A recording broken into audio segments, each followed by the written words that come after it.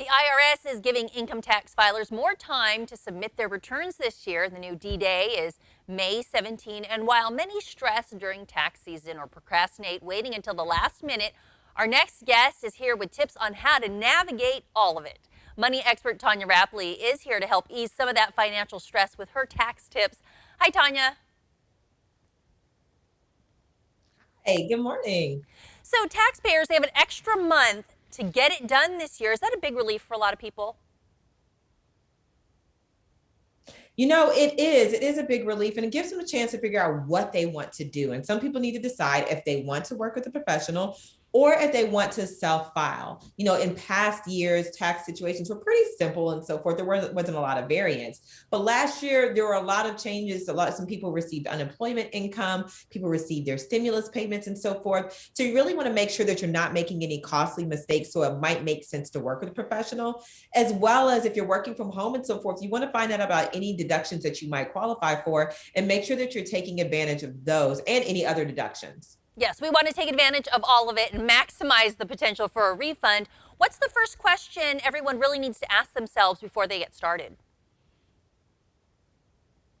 Yeah, it is back to that question, can I do this myself? Do I have the time to do this myself? Do I have the ability and the knowledge to do this myself? Like, there's so many changes that are happening this year. So you just really want to put yourself in the best situation, not only for this year, but years to come, because, taxes, the previous year can impact the following years and so forth. So you want to make sure that you're planning, you're doing appropriate tax planning. Yeah, I think that's And really everyone good can advice. do that.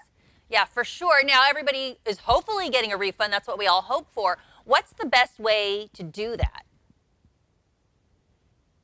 Yeah, I mean, direct deposit, it's the quickest, easiest way to get your money. A lot of people who opted for direct deposit last year were able to get their stimulus checks direct deposited because the IRS still had their information on record. And you want to make sure that make it easy to get your money.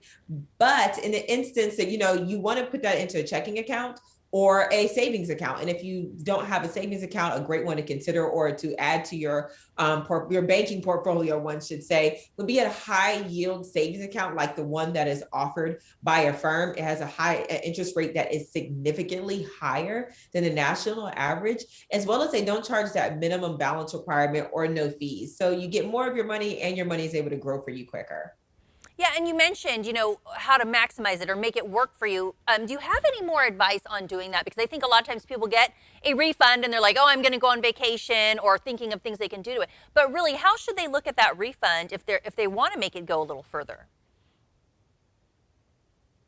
Yeah, as a financial educator, I'm always telling people, think about your financial goals. And Affirm study found that 3/4 of people intend to save their tax refund. And so this is a great opportunity to build your emergency savings fund or pay down debt that you might have incurred. But if you're looking to take that trip, last year was tough. A lot of us just need to go somewhere. People want to spend a little. And so I like using Affirm, and I partnered with them because it allows you to save and spend. They have a pay over time feature that allows you to fit purchases into your monthly budget. You can take big purchases and spread them out over time without the hidden fees or the late fees that often accompany credit cards.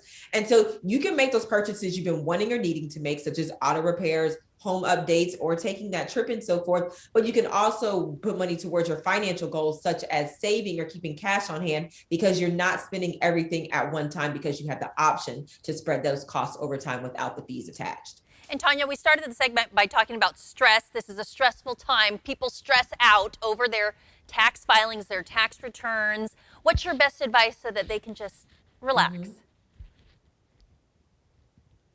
Take your time, look at the facts, look at your particular situation. Sometimes we can get anxiety because of other people's situation, or sometimes we can get anxiety because we don't actually look at our scenario.